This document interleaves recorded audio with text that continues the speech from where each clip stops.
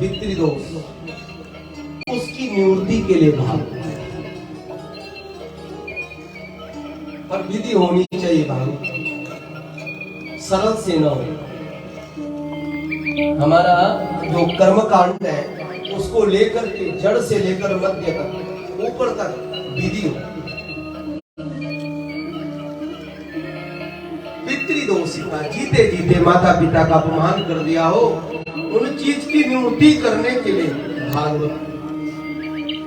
कायेन वाचा मनसा पापम, हमारे मन के द्वारा कोई पाप हो गया हो, हमारी वाणी के द्वारा किसी का अपमान हो गया हो जाता है। मनसा वाचा, 3 प्रकार के पाप। हमने किसी का अपमान कर दिया वाणी से या शरीर के माध्यम से, क्योंकि कर्म मैंने आपको बोला था, कर्मों का भोग भोगना पड़ता है। बोल दिया तो कोई बात नहीं, आप बोले क्या करेगा मेरा, करेगा समय। वही कर्म अगर किसी को आप थप्पड़ मार दो तो शायद कोई सरल हो सकता है कि कोई बात नहीं, हम उसको क्षमा करते हैं, पर कहीं ना कहीं उसका प्रमाण गलत मिल सकता है। आपको प्रमाण आपको गलत मिल सकता है। कर्मों की गति बड़ी अटपटी है शरीर। तो शरीर के द्वारा पाप हो, वाणी के द्वारा पाप हो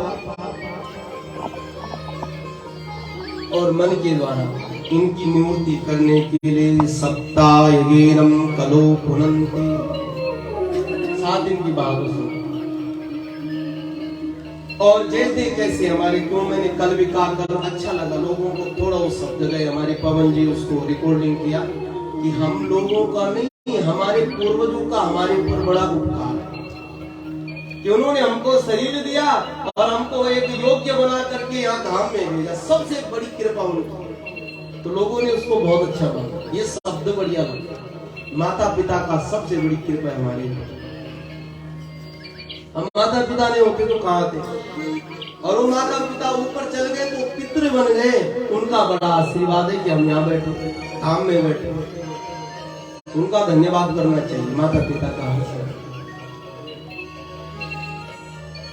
पितृदोष का अनेक प्रकार की निवृत्ति के लिए श्रीमद् भागवत महापुराण की कथा सुननी चाहिए।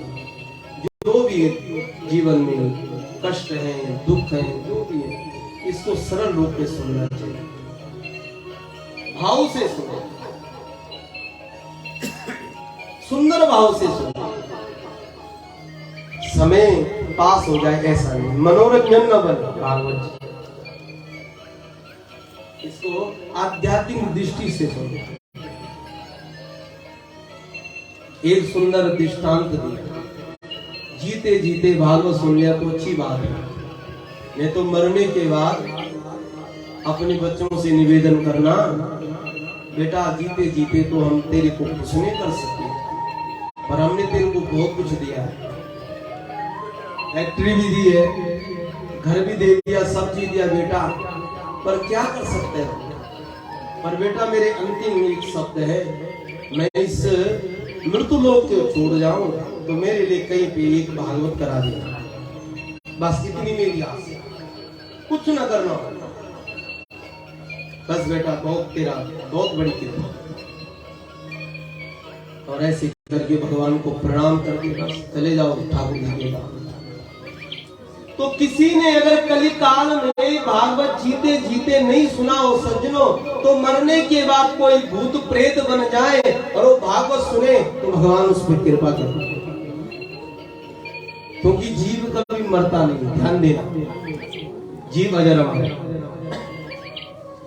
शाश्वत है।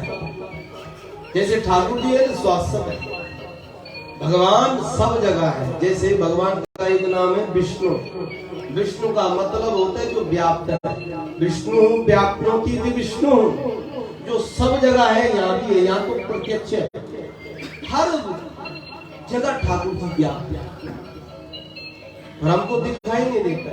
ऐसी जीव भी व्याप्त है, ना जाने कितने जीव यहाँ कथा सुना, कितने जीव आकर के बैठ करके कथा सुनते। मैंने पुनः निवेदन किया, जब तक शरीर में श्वास है तब तक जीव कथा नहीं सुनता है, उसके अंदर अहम बैठता है। और सुबह हमारे प्रधान जी ने भी अच्छा उदाहरण दिया, मैं मारू थोड़ा अनुभूति। अगर कोई ऐसी स्थिति हमारी आ जाए कि ऊपर से आकाशवाणी हो और कहे कि हे कलयुगी लोगों, भयंकर रोग आने वाला है, आप मात्र भागवत सुनो। अब जैसे अभी कोरोना आया तो कोरोना में हाथ भी धुले, जो गेट था उसको भी धोना पड़ा, बाहर से सब्जी लाई उसको भी कई बार धोना पड़ा। क्यों धुला? कि हम जीते रहे। इतना डर मृत्यु का, इतना भय मृत्यु का, फिर भी हम अज्ञानी बन जाते। सज्जनों 2 साल इतने त्राट में रहे, सबने हनुमान चालीसा 108 बार की हो। नासे रोग हरे सब पीरा, जपत निरंतर हनुमत वीरा। हे भगवान भूत नाई, भूत पिचाच निकट नहीं आवे, महावीर जब नाम सुनावे। हे कोरोना भूत हमारे घर ना। कितनी सावधानी रखी हम लोगों ने सब। और पुनः वही दौर हमारे जीवन में आएगा सज्जनों, तो परमात्मा सब देगा, अहम न हो। मैं पुनः निवेदन करता हूं, हमारे श्वासों का कोई भरोसा नहीं, मेहनत सब जो सुना रहा है, करा रहा है, बुला रहा है, मेरे ठाकुर समर्पण, ये सच्ची बात, अनुभूति की बात। हम क्या, मैं पुनः निवेदन करता हूँ, हम तो हाड़ मांस के बने, मलमूत्र है और भागवत के सम्मुख बैठे हैं, ये ठाकुर जी की कृपा है। इस चीज का प्रत्याग करो सर। तो जीते जीते कोई भागवत नहीं सुनता, ध्यान दें। और जब उसके जीवन में कोई घटना घट जाए तो तब वो भागवत सुनता है। भागवत आध्यात्मिक ग्रंथ है और एक संत ने कहा भागवत सिद्ध ग्रंथ है। अगर किसी को सिद्धि की प्राप्ति है तो भागवत सुनो, झूम जाओगे। इसलिए भागवत जी को कैसे अहमता से नहीं, नम्रता से, जो भी शब्द यहां से, क्योंकि मैं नहीं, ठाकुर जी बुलाते। एक सुंदर दृष्टांत दिया, ध्यान से दृष्टांत सुन के फिर भागवत की कथा में प्रवेश करें। कि जीते जीते न सुनी हो, मरने के बाद कहीं लिख लेना कि जीवन में कुछ नहीं किया हमने, तो मेरे लिए भागवती करा लो। और एक दृष्टांत है जिससे आप परिचित है, पर सुनना है, क्योंकि हमने आपको तो सुनाना ही है, पर अपनी वाणी द्वारिकाधीश को भी सुनाना है। बोलो राधे राधे। क्योंकि नावक जी ने भक्तमाल में लिखा है सज्जनों कि जितने प्यार से, जितने दुलार से परमात्मा कथा सुनते उतना कोई नहीं सुनता। स्वयं भगवान राधा माधव बैठ करके कथा सुनते, स्वयं बैठ कर। और हमारे तो संत कहते हैं कि जितना प्यार से कलिकाल में हनुमान जी महाराज की कथा सुनते हैं उतना कोई नहीं सुनता। क्योंकि वही सतयुग का हनुमान, तृतीय युग का द्वापर का, वही कलिकाल का। और प्रमाण आपके पास है, हनुमान चालीसा। कौन सा दो है, याद है? क्या बोलते हैं हनुमान चालीसा में? एक दो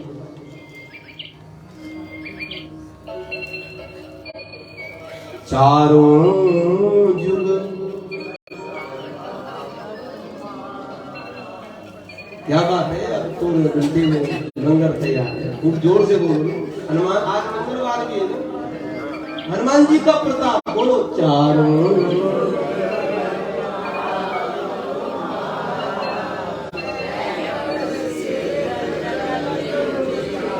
चारों जुग पवन पुत्र है, पवन पुत्र, पवन मनी हवा, वायु के रूप में ठाकुर जी है। इसीलिए तो मैं कहता हूँ, कल भी कहा, बोलता रहूंगा, एक छींट आने ले लेता है, क्योंकि हमारे हाथ में ध्वजा है बालाजी, चलता जा रहा है। बड़ी नम्रता से उतरना चढ़ना, क्या पता कहां से वो शक्ति आ जाती है। वृद्ध माता भी 40 किलो का वो अटैची ध्यान से। जय बालाजी। चलो चारों जुग परताप तुम्हारा है, प्रसिद्ध जगत उजियारा। इसीलिए मैंने कहा कि वे यहाँ गड़बड़ी नहीं कर सकते हम कथा, बहुत जगह हो जाता है। स्वयं जहाँ जजमान बालाजी बैठे हो और वहां हम बोले कि महाराज नाचो, और हो गई भागवत कथा, जाओ खाओ पियो सो जाओ। उसको पता है कि बेटा तू क्या बोल रहा है, सावधानी बहुत सज्जनों। मुझे डर बहुत लगता है इसका। आप लोग सुनो कथा ना सुनो, यहाँ बैठ गया हूं तो मैं अपनी मस्ती से कथा सुनाता हूं, आपको समझ में आए ना आए वो आपकी बुद्धि है, आपका मन है कि आपके ऊपर ठाकुर जी कितनी कृपा करते हैं कि आप भागवत सुने। इसलिए सज्जनों, जीते जीते अहम के कारण हमारा अहंकार, हमारा धन, हमारा पद, हमारी सुंदरता, हमारे पुत्र पौत्र के कारण से हम शायद भागवत नहीं सुन सकते हैं, पर मरने के बाद अवश्य सुनते, अवश्य सुनते हैं। बहुत प्रमाण है हमारे पास। और सुनता है, कहीं कहीं बांस सात ग्रंथि का रखते हैं, फट जाते हैं। बहुत हमारे उत्तराखंड में, हमारे हिमाचल जा लोग श्राद्ध या भागवत फट जाते हैं, बड़ी जोर की आवाज आती है, प्रत्यक्ष प्रमाण। इसका मतलब उसने भागवत सुनी उस जीव ने। बड़ा सुंदर दृष्टांत है भागवत जी का, सुनो प्यार से। अत्र ते कृतयामि इतिहासं पुरातनम् यत्र श्रवणमात्रेण पापहानि प्रजायते। यस्य श्रवणमात्रेण पापहानि प्रजायते। बता सकते हैं इसका अर्थ? यस्य श्रवणमात्रेण पापहानि प्रजायते। अगर कोई इस कथा को सुने तो उसके मन सावाचा कर्मणा के पाप कट जाते हैं। ये भागवत में प्रमाण है। कोई सुने उसके अनेक अनेक जन्मों के जो पाप किए हो वो कट जाते, पुण्य उदय हो जाते। तुंगभद्रा नदी के किनारे एक गांव था। उस गांव में 4 वर्ण के लोग रहते थे। उसमें श्रेष्ठ जाति के एक ब्राह्मण देवता रहता, जो बड़े सदाचारी थे, निष्ठावान थे, भगवान के भक्त थे, और दूसरे सूर्य भगवान की तरह चमकने वाले थे। ऐसे महाराज परम भक्त थे। और महात्मा जो ब्राह्मण देवता थे, सर्ववेद विशारदा, सभी वेदों में परिपूर्ण थे। और ब्राह्मण का एक काम होता है भिक्षा लेना। जैसे आपने सुदामा जी का चरित्र सुनेंगे। सुदामा जी 4 दिन 4 घरों में जाते थे भिक्षा लेने के। इसलिए मैं कहता हूँ सुदामा बहुत बड़ा महान था, 5वां घर नहीं जाता था। बोलो राधे राधे। 4 घर में अगर मिल गया तो ठीक है, नहीं तो भगवान की इच्छा, घर लौटे भूखे। इसलिए इतना बढ़िया सरल महात्मा, इतना बड़ा भक्त कोई नेता जो सुदामा था। जैसे 5 घर नहीं जाते। अब हमारे ऊपर अगर आप बोलेंगे, नहीं बोलते हम सुदामा, तो सुदामा जी जरा अपनी वो बैंक की कॉपी बताना। बोलो राधे राधे। जरा हमारा अपने घर का वो खजाना बताना, और फिर बोलते हम सुदामा। मैं निवेदन करूंगा, सुदामा के एक बढ़िया लक्षण थे सरल। ये सूत्र पकड़, थोड़ा सरल बन जाओ, धन ठाकुर जी अपने आप दे। सरलता लाओ अपने जीवन में। हम सुदामा है और बन गए आप लोग सुदामा, इसमें कोई संशय नहीं सकते। भिक्षा मांगना ब्राह्मण का धर्म है, और ब्राह्मण को देना बहुत परम धर्म है। किसी बढ़िया विद्वान को कुछ देना, समझो सज्जनों, हम तो चाहते हैं ठाकुर जी से निवेदन कर दें कि हम किसी को दें, हम इतने योग्य बन। ब्राह्मण को देना ही चाहिए, हमारा धर्म है, कर्तव्य है। तो तो ब्राह्मण देवता भिक्षा लेते थे और भिक्षा से अपनी घर की पूर्ति करते थे। सब चीज होने के बाद ब्राह्मण के घर में उनकी जो धर्म पत्नी थी उसका नाम था धुंधली, और गृहस्थ जीवन सब चीज ठीक चल रहा था, पर समस्या ये थी कि घर में एक संतान भी नहीं थी। अब ध्यान से सुनो, जो लोग थोड़ा, क्योंकि आज लोग माता पिता दुखी बनाए से बहुत ज्यादा, वो गलती किसकी निकलती है कथा सुन लो। धुंधली के घर में, आत्मदेव के घर में कोई संतान नहीं, और कोई संतान न होने के कारण आत्मदेव स्वयं विद्वान, जो भी कहते हैं कि ब्राह्मण देवता आपके पास धन की कमी नहीं, पर आपके घर में कोई संतान नहीं, ये दुर्भाग्य है। कोई हमको ये बात न सुनाए। बहुत दुखी हुए महात्मा जी, और महात्मा जी ने मन में निवृत्ति की कि अब घर में नहीं रहना, मैं जंगल के लिए चलता हूँ। एकदा साधुज दुःखेनं गृहेत्यजं वनोगतम्। एक दिन महात्मा आत्मदेव नाम के ब्राह्मण ने मन में विचार किया कि अब यहाँ नहीं रहूंगा, मैं जंगल के लिए प्रस्थान करता हूँ। और आत्मदेव जंगल में चले, जंगल में गया सज्जनों, और उठक बैठक करने लग गया। ध्यान देना, जब मन बैठने न लग जाए तो समझो कोई गड़बड़ी कर रहा है। और मन अगर 15 मिनट, आप लोग कितना आसन लगा रहे हैं, अभी तो 2 ही दिन हुए, 2 दिन भी काम हुए, अभी तो 8-10 बजे नहीं। बोलो राधे राधे। कितने बड़े रामदेव बाबा तो 2-3 घंटे बैठते होंगे, हम तो यहाँ 3 घंटे सुबह, 3 घंटे शाम को बैठते हैं। तो रामदेव बाबा भी हमारे सामने पीर। बोलो राधे राधे, है कि नहीं? हम कितना बड़ा योग कर रहे हैं यहाँ पर बैठ करके, द्वारिकाधीश की गोद में बैठ करके खूब भजन कर रहे हैं।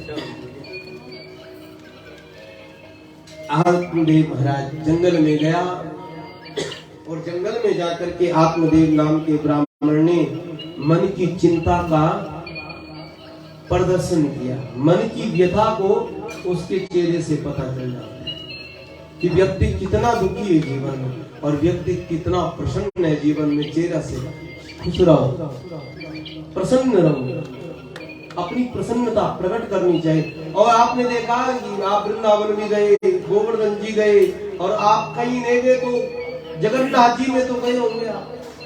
बड़े बड़े रूप भगवान के, और बड़े बड़े रूप में भी भगवान हंस रहे। खुश है ठाकुर जी वहां।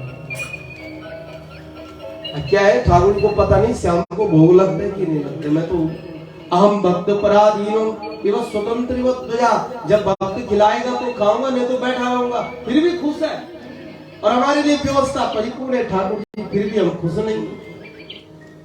हमारी प्रसन्नता नहीं प्रकट करते चेहरा से, प्रसन्नता प्रकट करनी चाहिए।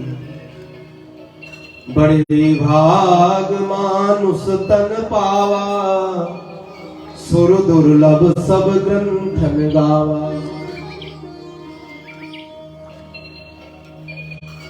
थोड़ा जीवन है सज्जनों, और उस थोड़े जीवन में अपने जीवन को इतना यापन करना चाहिए कि जीवन हंसता खुश रहे, जीवन हमारा प्रसन्नता प्रकट करो। जीवन वही अच्छा लगता है। आत्मदेव नाम के ब्राह्मण जंगल में गए, और जंगल में बैठ करके एक मुद्रा ली। क्या मुद्रा? हाथ अपने माथे में रखना। हाथ माथे में रखना शोक संकेत।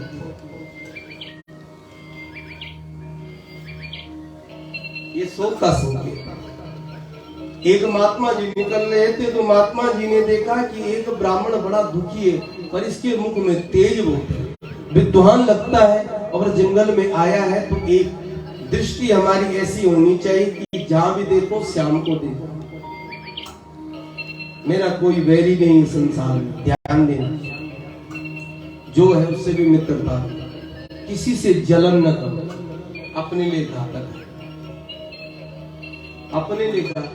इतने चालाक भी न बनो, इतना भी नहीं कि हमको ही पछताना पड़े। इतना भी ना बोलो कि गोपनीय ढंग से कोई काम कर रहे हैं किसी को पता नहीं, सबका कल्याण, सबकी प्रसन्नता जिसमें सज्जनों वही जीवन है। तो किसी से जलन नहीं करनी चाहिए। अगर आप भागवत सुन रहे, प्रसन्नता उसका बना तो मेरा भी बन जाएगा। पहले उसका बना, ठाकुर जी उसका काम करो, पहले उसका करो, मेरा बाद में।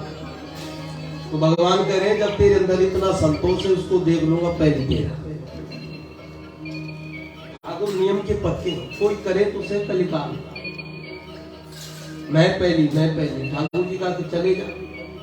और कितना बढ़िया, ये देखो, ये तो हमारे शिवनारायण जी ने कितनी बात अच्छी दी कि मैं आगे, पर ठाकुर जी की दृष्टि लास्ट में। बोलो राधे राधे। वो हमको भी नहीं देख रहे, सीधा लास्ट में देख। हाँ, पर मेरा भक्त खड़ा है और नेत्रों में आंसू है, भाव ला रहा है कि मैं धन्य हूँ द्वारिका जी में कथा सुनना। और ठाकुर जी सब देख, अहम पूर्वम, ये दैत्यों की प्रवृत्ति है, राक्षसों की। 8वां स्कंद में कथा सुनेंगे, पहली मैं। और जब अमृत का कलश आया तो मोनी भगवान प्रकट हुए। मोनी भगवान ने कहा जब तुम पहले हैं तो बैठो। तो कथा सुनिए आपने, अहम पूर्वम, पहले मेरा। नहीं, ठाकुर जी ने कहा बैठ, तुम्हारी चालाकी तुम्हारे साथ। अब फिर क्या हुआ पता है? और अमृत का जो भी अमृत था कलश में, देवताओं को पहले तुम बैठो। तो भगवान ने वह चालाकी दिखाई आपको कि तुम बोले हम पूर्वम महापूर्व, अरे बढ़िया जो है ना वो नीचे और पतला ऊपर है।